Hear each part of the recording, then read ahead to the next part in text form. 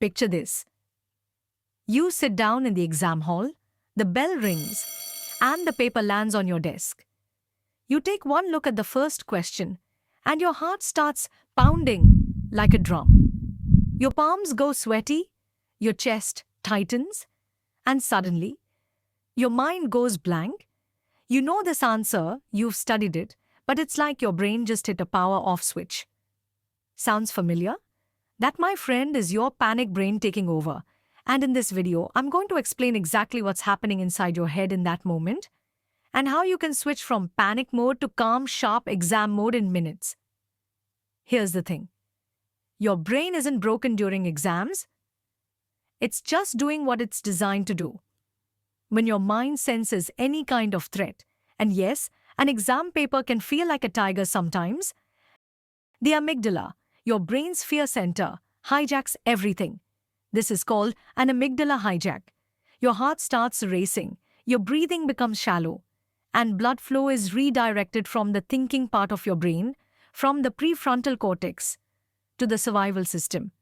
So, in that moment, your brain isn't interested in recalling what Piaget said or calculating statistics.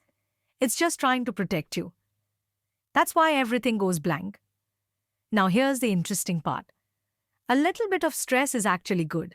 There's something called the Yerkes-Dodson law. It says, when your stress level is at a moderate point, your brain is alert, focused, and ready to perform. But when it crosses that level, boom, you tip into panic, memory blocks, shaky hands, blank brain.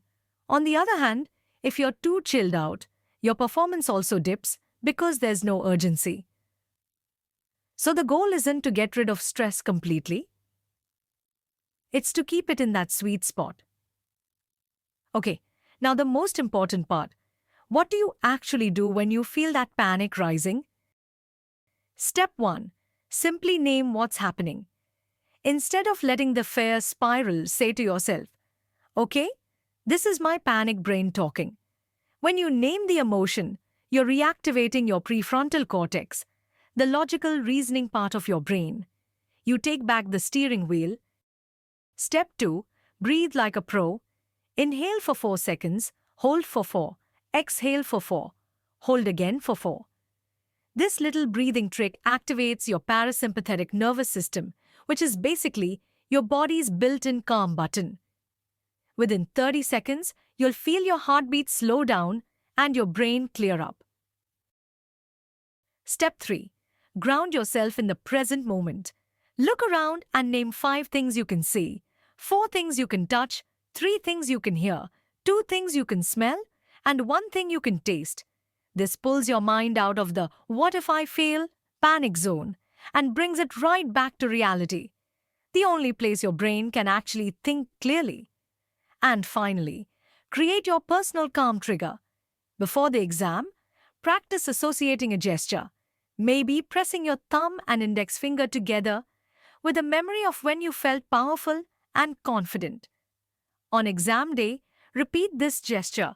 Your brain will link it back to that feeling, and it's like flipping a calmness switch.